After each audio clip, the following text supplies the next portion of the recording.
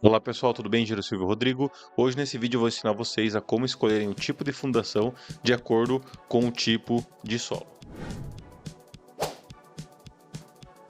É importante vocês definirem um tipo de construção que vocês vão realizar, porque cada tipo de construção vai transmitir esforços de maneira distinta ao seu terreno. Por exemplo, se você compara uma residência com um galpão industrial, uma residência, enquanto ela vai trabalhar mais esforços verticais, ou seja, o esforço vai ser basicamente de compressão no solo, um galpão industrial pode levar esforços horizontais. Isso nós temos esforços diferentes, cada tipo de esforço vai ter um comportamento diferente de acordo com o tipo de solo, ok? Dito isso, vamos aqui começando com os tipos de fundações. Em geral, nós temos dois tipos de fundações, que seriam as rasas e as profundas. As rasas trabalham mais com transmissão de esforço pela base. E aí nós podemos dar exemplo das sapatas, nós podemos radier, sapata corrida e todos os elementos estruturais de fundação que transmitem seus esforços pela base, ok? Geralmente são sapatas que estão, ou fundações que estão próximas ao nível zero do solo, ok? Por isso rasa.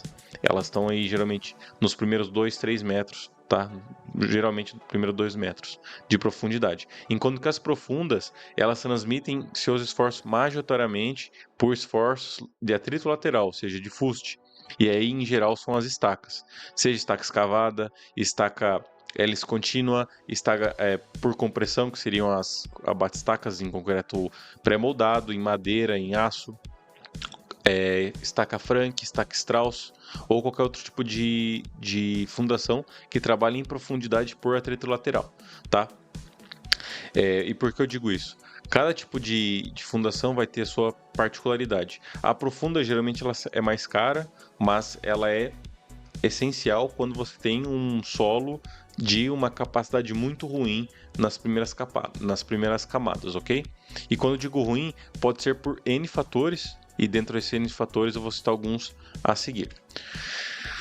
Os tipos de solo que nós temos geralmente são compostos em 3 tipos de solos: solos argilosos, solos arenosos, siltosos, um pouco de matéria orgânica, que seria o humus, e no geral, nunca vai ser 100% argila, 100% arenoso, 100% siltoso. Sempre vai ser uma mescla entre um ou dois, ou até mesmo 3 dessas composições. Pode ser um solo silto-argiloso, que tem uma composição maior de silt e um pouco menos de argila. Vou citar algumas características de cada tipo, ok? O solo argiloso, ele é um solo que trabalha mais a coesão. Eles têm as partículas muito pequenas que fazem com que eles tenham um atrito elétrico entre cada partícula, que vai gerar o fenômeno chamado coesão, que é a capacidade de um grão estar conectado ao outro por cargas elétricas, ok? E por isso que se a gente vê buracos que as pessoas cavam em terrenos mais argilosos ou silto-argilosos, você cava o buraco e ele não vai desprender terra. Por quê? Porque existe a coesão. Agora, se você cava um buraco em um terreno mais arenoso, assim que você cava, já vai cair esse buraco, né? Você já vai ser preenchido de solo novamente. E agora entramos nos solos arenosos. Os solos arenosos, eles têm uma maior permeabilidade, ou seja, a água consegue percorrer eles por mais tempo. Isso é uma vantagem quando a gente fala em terrenos compressíveis, porque a argila demora meses, talvez anos, para ela ter sua compressão máxima, enquanto que um solo arenoso não. Um solo arenoso, a partir do momento que você aplica a carga, ele já vai comprimir, vai expulsar água e vai ser comprimido, ok?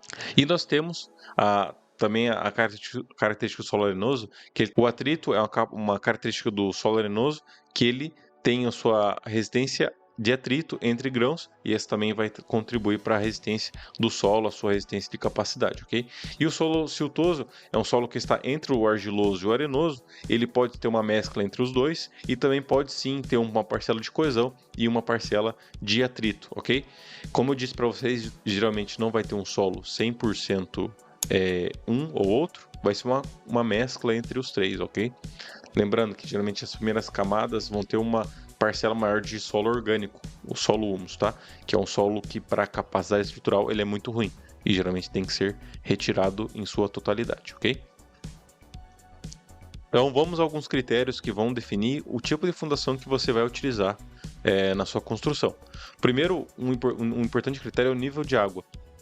Dependendo do nível de água que você tem, e aqui eu coloco a importância de você realizar um ensaio SPT no seu terreno, é justamente para você não só saber a resistência do seu solo em várias profundidades, mas também saber aonde você tem nível de água. E de acordo com esse nível de água, você vai ter que escolher uma fundação diferente, porque nós temos fundações que não são feitas, não é possível fazer com o nível de água, tá? Por exemplo, a estaca feita a trado, com o nível de água não se pode fazer, ok? Enquanto com uma hélice contínua já é possível fazer com nível de água, ok? Então, aqui, você tendo essa informação, você já vai ter que saber que vai ter que ser bombeado essa água enquanto você faz a fundação e depois, claro, tirar esse bombeamento, ok? O estado de compactação do seu solo. Se você tem um solo que não está compactado, seja um aterro prévio ou não, você precisa tomar muito cuidado com ele.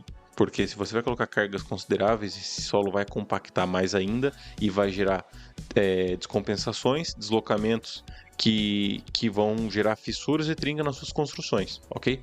Até mesmo para casas pequenas, se você tem um solo que é um aterro que não foi compactado, não foi compactado bem, tá? Muita gente pensa que é só passar um caminhão e está compactado e não é bem assim. Vai gerar problemas. Ó, Rodrigo, qual que é a solução? Você fazer estruturas, fundações que ultrapassem a camada de aterro. E a gente já tem vídeo no canal sobre isso. Ah, Rodrigo, tem um aterro de 1 metro.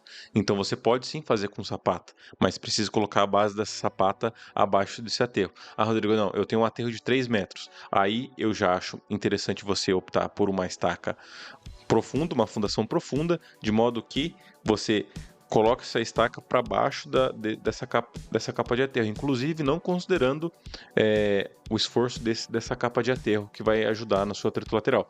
Você tira ela e só considera as camadas abaixo, ok? Outro detalhe importante, solos moles. Aqui solos moles então seriam solos mais argilosos, tá? Que tem um baixo SPT, ok? E aí sim é interessante vocês utilizarem outros tipos de fundação que não seja uma sapata, ok? E por último, como eu já disse, o SPT sim é importante, para mim é uma ferramenta essencial para calcular qualquer tipo de fundação, que é o SPT. Então, um SPT baixo, o que eu quero falar? Muitas pessoas, a primeira opção de você fazer uma fundação é sapata, é uma fundação rasa, seja em sapato, seja em radião, sapata corrida, ou seja, sapatas, tá? Entretanto, se você tem um SPT muito baixo, você não é interessante você fazer uma sapata, porque ou vai dar uma sapata muito grande, ok? Ou vai ter um alto índice de desplaçamento, né? Que seria o que? Um recalque, que vai gerar consequência para sua obra.